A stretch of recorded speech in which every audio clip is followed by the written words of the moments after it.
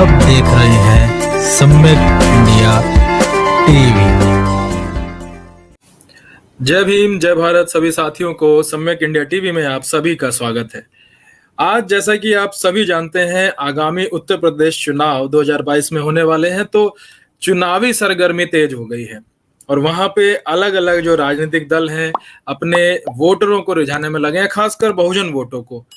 किस तरीके से वो सरगर्मियां तेज हो गई हैं अचानक ही। और उत्तर प्रदेश की बात करेंगे। आज हमारे साथ हैं बहुत ही जाने माने वक्ता, समाज सेवी, हमारे मान्यवर सतीश बौद्ध जी, और वो आज हमारे साथ मौजूद हैं। आज हम उनसे चर्चा करेंगे और मैं उनको स्वागत करता हूं सम्यक इंडिया टीवी में।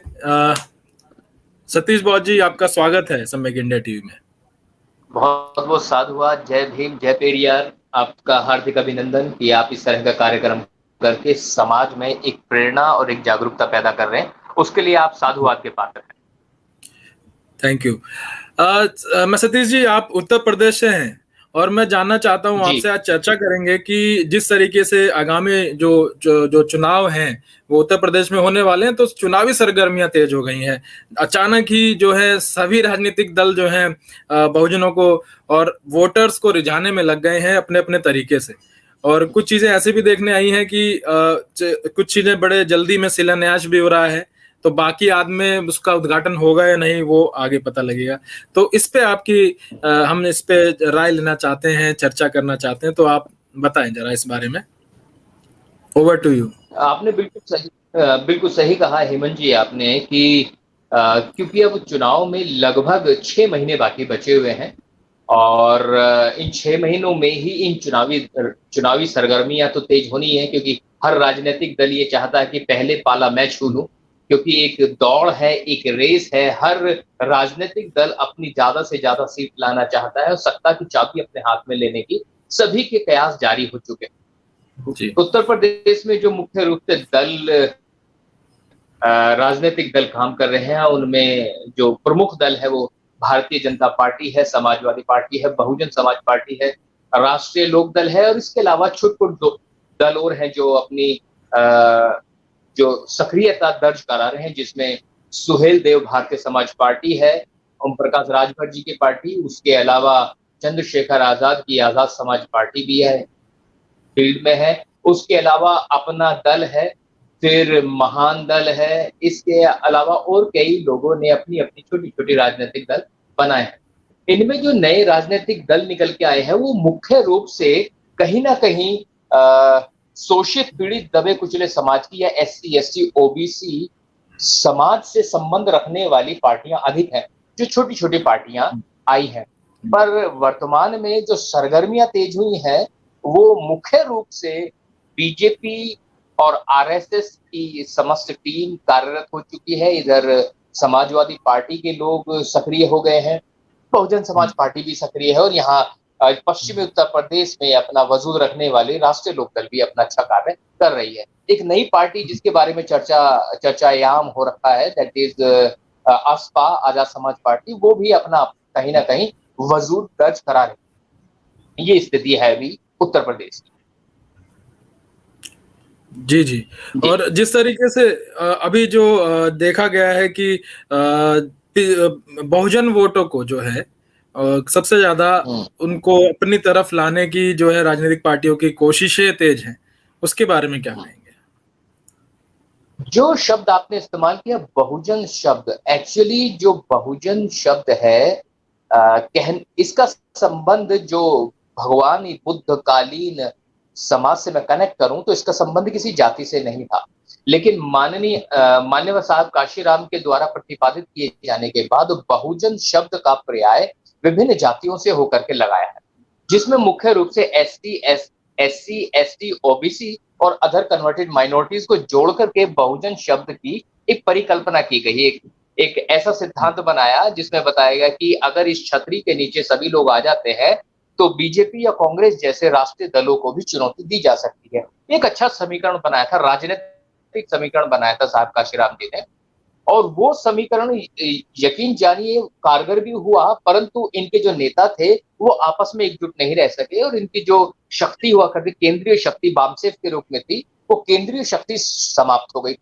अब जब वो सारी शक्तियां समाप्त हो गई और इनका राजनीतिक दल भी जो है ढलान पर है, ऐसे में बहुजन जो सिद्धांत है उसको अपनाने के लिए बाकी राजनीतिक दल भी तत्पर है, क्योंकि उन्हें इस बात का बिल्कुल अंदेशा है कि एक बहुत बड़ी शक्ति है, बहुत बड़ी संख्या है ओबीसी की और एससी एंड एसटी की। अगर माइनॉरिटीज भी जोड़ दे तो एज पर माननीय Kashiram it is account for 85% of entire population of the country. तो एक बहुत बड़ी संख्या हो जाती है। तो ऐसे में इस फॉर्मूले को अपनाने के लिए कोई भी राजनीतिक दल अछूता नहीं रहना चाहता। अच्छा, ये जो 85% की जो राजनीति है, 85% की राजनीति का जो केंद्र है, वो केंद्र है बाबा साहब डॉक्टर भीमराव अंबेडकर। अगर आप एससी एसटी और ओबीसी की राजनीति करना चाहते हैं तो आप किसी भी सूरत में बाबा साहब डॉक्टर भीमराव अंबेडकर को दरकिनार करके अपना राजनीतिक वर्चस्व या फिर अपना जो पावर है वो स्थापित नहीं कर सकते, क्योंकि बाबा साहब डॉक्टर भीमराव अंबेडकर ही थे जिन्होंने जो है लेबर पार्टी से लेकर के फिर एससी एसटी फेडरेशन, उसके बाद रिपब्लिकन पार्टी ऑफ इंडिया, ये जो नीला रंग और हाथी का निशान दिया इन्होंने, उसके बाद जब रिपब्लिकन पार्टी ढलान पर आई और साहब बीपी मौर्य साहब ने रिपब्लिकन पार्टी को छोड़ा, क्योंकि एन शिवराज जो राष्ट्रीय अध्यक्ष हुआ करते थे रिपब्लिकन पार्टी ऑफ इंडिया के, वो नहीं रहे थे, उनका परिनिर्वाण हो गया था, तो उसके पश्चात पार्टी एकजुट नहीं रह पाई, तो पार्टी बिखर गई। तो पार्टी के बिखरने के बाद माननीय बीपी मौर्य साहब को कांग्रेस में जाना पड़ा और उसके बाद नीला झंडा हाथी का निशान जैसे यहाँ उत्तर प्रदेश में जो वोटर्स के जहन में जमा हुआ था, वो कहीं ना कहीं काशीराम साहब ने उसको उठाया बहुजन समाज पार्टी के नाम से और उसका पूरा लाभ उन्हें मिला। जो व्यवस्था मौर्य साहब ने उत्तर प्रदेश में स्थापित की थी, आज भी जब हम वोट डालने जाते हैं तो हमें नीला रंग और हाथी का निशान दिखाई देता है। It is not because of the BSP, ये पहले से ही था और बीएसपी ने आकर के उस विचारधारा को आगे बढ़ाने का काम किया, जो एक अच्छी बात थी और उसके परिणाम भी उन्हें अच्छे मिले। परंतु वो वर्तमान में मिले, उन्हें परिणाम बहुत अच्छे मिले हैं, लेकिन वर्तमान में अगर हम देखें तो बाबा साहब डॉक्टर भीमराव अंबेडकर की लेगेसी को बीजेपी जैसे राजनीतिक दल भी भुनाने में लगे हुए हैं, चाहे वो मोदी हो या वो चाहे प्रधानमंत्री हो या उत्तर प्रदेश के मुख्यमंत्री हो, वो सभी आजकल जो है अपने साथ बाबा साहब डॉक्टर भीमराव अंबेडकर के चित्र का रेगुलर इस्तेमाल कर रहे हैं ताकि वो एक अपनी अलग पैठ बना सके इस 85% दबे कुचले समाज में। वही जो ये जी जी हाँ हाँ जैसे कि अभी आप देख रहे हैं कि आप उत्तर प्रदेश से आते हैं, हमने भी देखा है कि उत्तर प्रदेश में जाना होता है और वहां पे जो अत्याचार, जो डिस्क्रिमिनेशन जो है जाति समीकरण के अनुसार, जाति के आधार पे हो रहा है और बहुत ही ज्यादा हुआ है बीजेपी के राज में। तो उसके बाद जब बारी आती है चुनावों में उनके वोट लेने के लिए, तो उनका जो है बाबा साहब की फोटो उनके साथ में दिखती है। उस पहले महापुरुष उनके हट जाते तो अब बाबा साहब चुनाव से पहले आते हैं, उनके साथ में मूर्तियां दिखती हैं जब वो इंटरव्यू देते हैं। साथ में संग्रहालय, अम्बेडकर संग्रहालय जो अभी जो उन्होंने अभी शिलान्यास किया है ना, और उससे पहले जब जो बहन जी के समय में, जो मायावती जी के समय में जो पार्क थे, जो स्मारक थे, उनका रख रखाव नहीं हो रहा है, लेकिन नई जो है एक योजना से संग्रहालय वहां बनाया जा रहा है। पहले जो महापुरुष रहे उनकी जो है कोई केयर नहीं हुई अभी तक। तो इस पे बारे में क्या कहेंगे, क्योंकि एक राजनीतिक दल है जो इस तरह की जो है दोहरी राजनीति अपना रहा है, दोहरी नीति अपना रहा है। बिल्कुल, मैं सबसे पहले तो आंकड़ों के साथ अपनी बात कहना चाहूंगा कि देश भर में जो दलित है, एससी है, शेड्यूल कास्ट है, उन पर 7.3% की दर से अत्याचार बढ़ा है। ये मैं एनसीआरबी का आंकड़ा बता रहा हूं जो 2019 में रिलीज हुआ था, उसके बाद अभी तक नहीं आया, 2019 में रिलीज हुआ। पूरे देश में आदिवासियों के ऊपर, एसटी के ऊपर जो अत्याचार बढ़ा है उसकी दर है 26.5%। तो आप देखिए 19 से लेकर अब तक इतनी जबरदस्त तरीके से अत्याचारों में वृद्धि हुई है। तो ये एक आंख खोल देने वाला आंकड़ा है जो विशेष रूप से बीजेपी और बीजेपी के नेताओं को देखना चाहिए। इसमें मैं बताना चाहूंगा कि अकेले उत्तर प्रदेश में ही 11,829 केस है जो दलितों के अत्याचार के संबंध में रजिस्टर्ड हुए, जो कि भारत में जो टोटल केस रजिस्टर्ड हुए हैं उसका 25.8% है। तो इतनी भारी संख्या में जो केस रजिस्टर्ड हुए हैं, ये तो वो है जो ऑन रिकॉर्ड आ गए।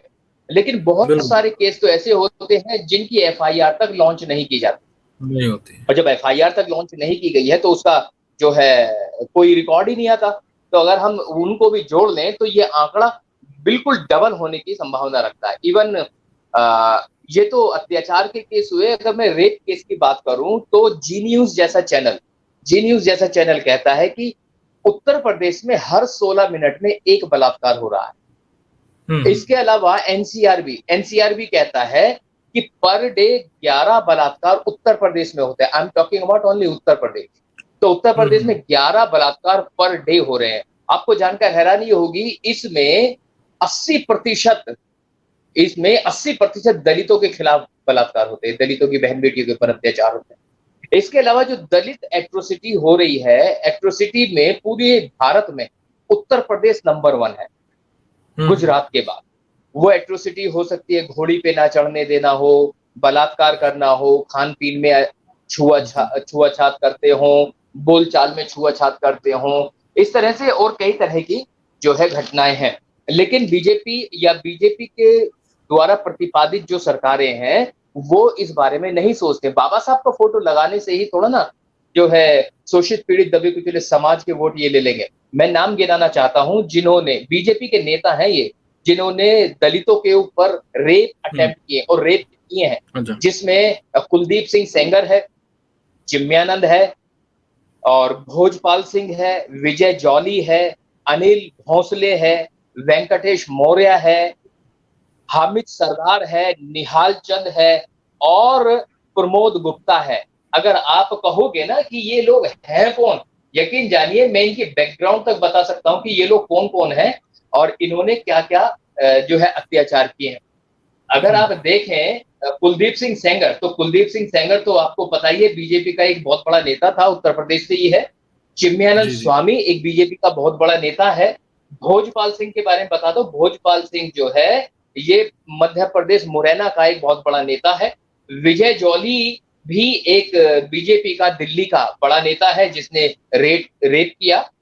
इसके अलावा अनिल भोंसले जो है बीजेपी का कॉर्पोरेटर है, कॉर्पोरेटर जो ये होते हैं ना पार्षद है, उसने जो है एक 44 साल की महिला का बलात्कार किया। इसके अलावा वेंकटेश मौर्य जो है बीजेपी का एक बहुत बड़ा नेता है, जिसने एक महिला को जो एससी मोर्चा की, बीजेपी की एससी मोर्चा की एक नेता थी, उसके साथ बलात्कार किया। हामिद सरदार जो है ये एक सेक्सुअल असॉल्ट और सेक्सुअली ह्यूमन ट्रैफिकिंग करता था ये आदमी। हामिद सरदार नाम है इसका। निहाल, मतलब जो मैं नाम बता रहा हूं ना, विद रिकॉर्ड बता रहा हूं, और ये बीजेपी के नेता हैं।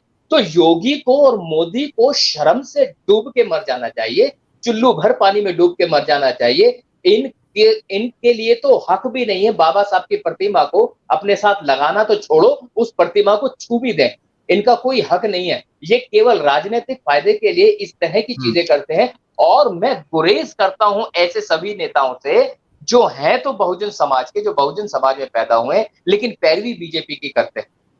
और आने वाले समय में कोई राजनीतिक दल जो कि बहुजन समाज के नाम की राजनीति करता हो, अगर वो हाथ मिलाता है बीजेपी के साथ, यकीन जानिए सबसे पहले विरोध करने वाला व्यक्ति जो होगा वो सतीश बौद्ध होगा। क्योंकि जो अत्याचार बीजेपी के राज में दलितों के ऊपर हुए हैं वो कांग्रेस के राज में उतने नहीं हुए थे। आई एम नॉट सेइंग कि वो नहीं हुए, कांग्रेस भी कम नहीं है, ये एक ही थैली के चट्टे बट्टे हैं, लेकिन वो सॉफ्ट हिंदुत्व की बात करता है या हार्ड हिंदुत्व की बात करता है। इन लोगों ने केवल और केवल गाय के ऊपर लिंचिंग कर दी। हमारे न जाने कितने लोग उत्तर प्रदेश में ऐसे हैं जिनकी हत्याएं कर दी गई केवल ये कह करके कि इन्होंने गो हत्या की। हमारे बहुत सारे लोग ऐसे हैं जिनकी बहन बेटी के ऊपर बलात्कार हुआ, फिर उन्हीं के परिवार वालों को प्रताड़ना झेलनी पड़ी। हाथरस वाला कांड अभी तक जिंदा है। हमारे भी बहुत सारे नेता वहां पर गए थे नेता बनने के लिए, लेकिन क्या हुआ?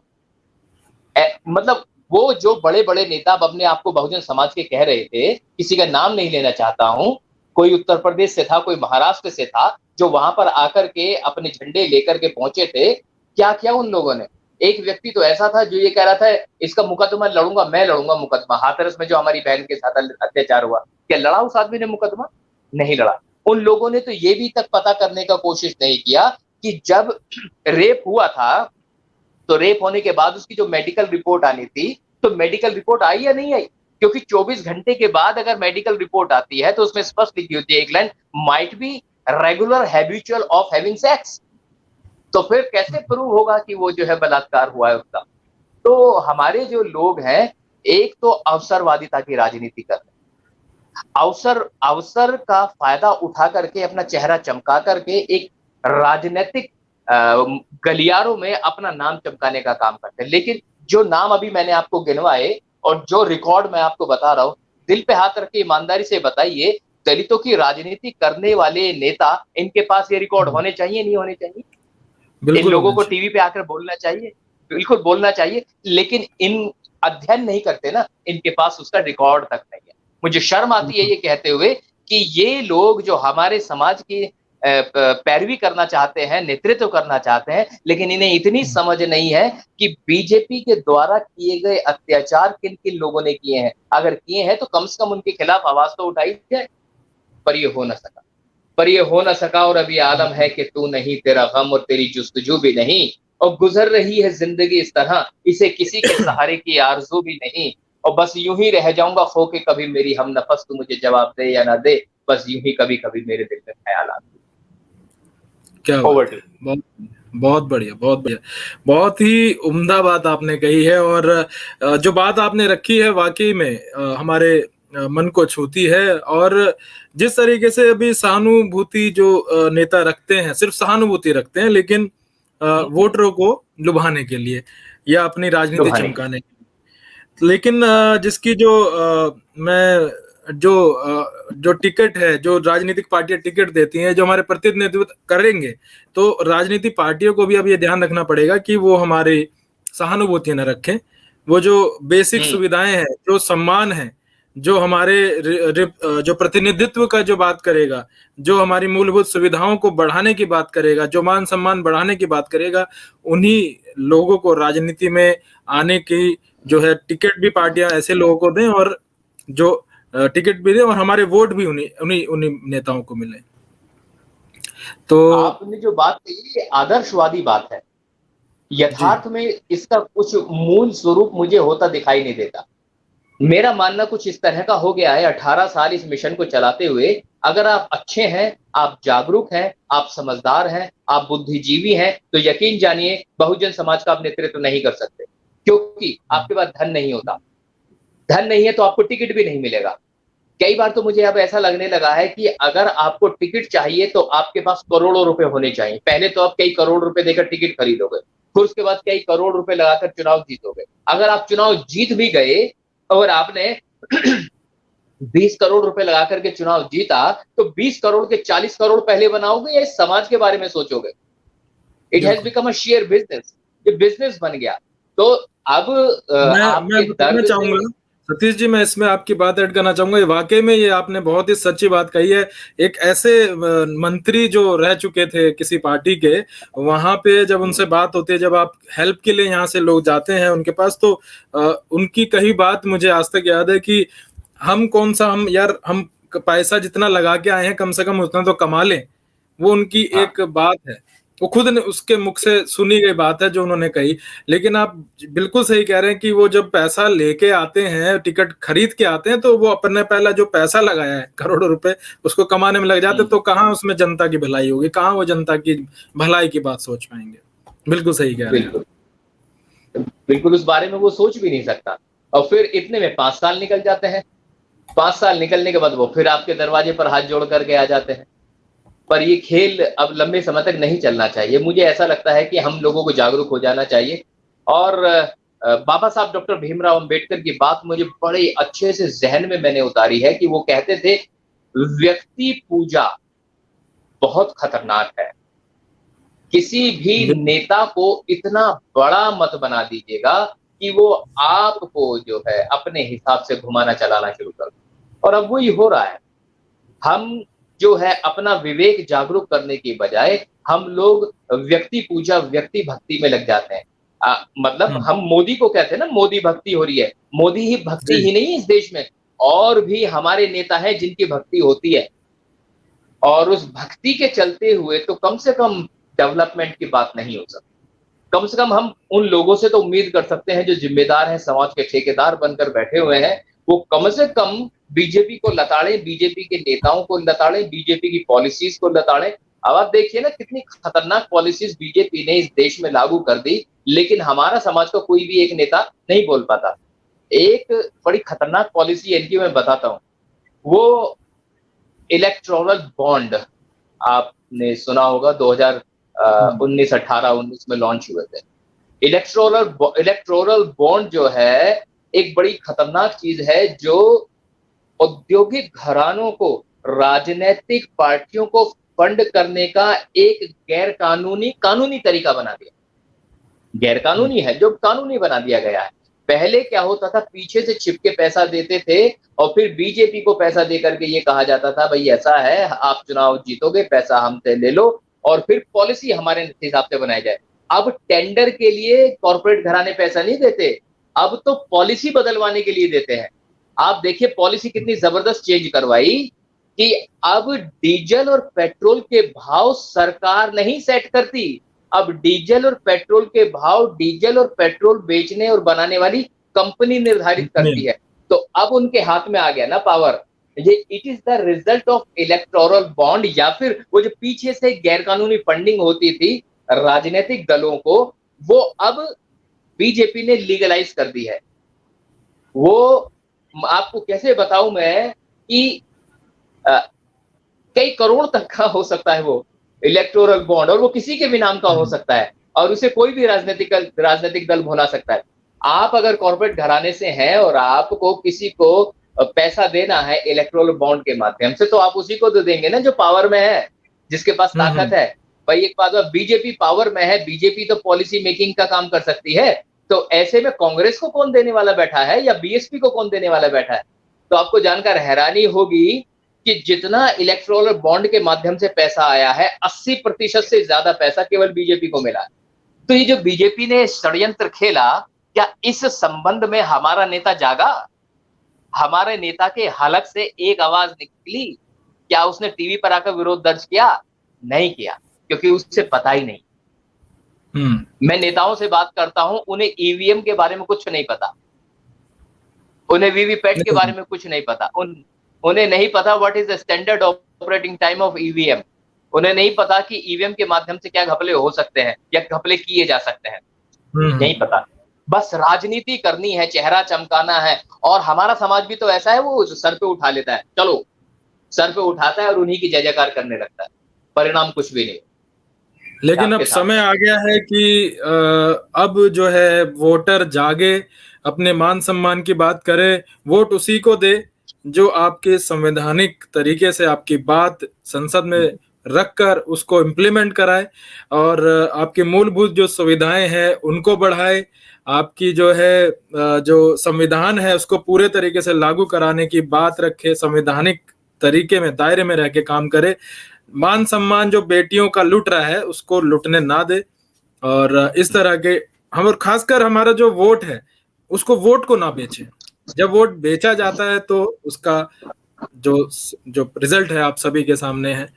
ठीक है, तो आपसे आज बात काफी अच्छी और बातें निकल के आई, तो आशा करते हैं कि हम और ज्यादा और टॉपिक्स पे अभी बात करेंगे, क्योंकि अभी पिक्चर बाकी है, अभी ट्रेलर है, शुरुआत है, तो और ज्यादा मुद्दों पे लोगों को जागरूक करने के माध्यम से हम लोग आपके साथ और भी ऑनलाइन चीजें अपने सोशल मीडिया के माध्यम से लोगों तक पहुंचाने के एक कोशिश करेंगे। एक शुरुआत है, तो आपका बहुत बहुत साधुवाद करता हूं सतीश बौद्ध जी, आप हमारे साथ आए, आपने समय दिया। फिर से आपसे मुखातिब होंगे। जय भीम। बहुत बहुत साधुवाद, धन्यवाद। जय भीम, जय पेरियार। तो सभी साथियों से मैं निवेदन करना चाहूंगा कि ये वीडियो है हम जागरूक करने के लिए अपने समाज को बना रहे हैं। हम एक बड़े अच्छे वक्ता के साथ ये बातें रखते हैं ताकि फैक्ट्स पर बातें हों और आप सभी को ये बातें आप तक पहुंचे। आपको ये वीडियो अच्छी लग रही तो ज्यादा से ज्यादा लोगों तक इस वीडियो को पहुंचाएं, शेयर करें, अपने अमूल्य कमेंट करें, ताकि हम और ज्यादा वीडियोस के साथ आप लोगों के बीच में आ सकें। और आर्थिक मदद भी आप लोग हमारी जरूर करें, इस चैनल का मेंबरशिप लें। आप सभी को मेरा क्रांतिकारी जय भीम, जय भारत, जय संविधान।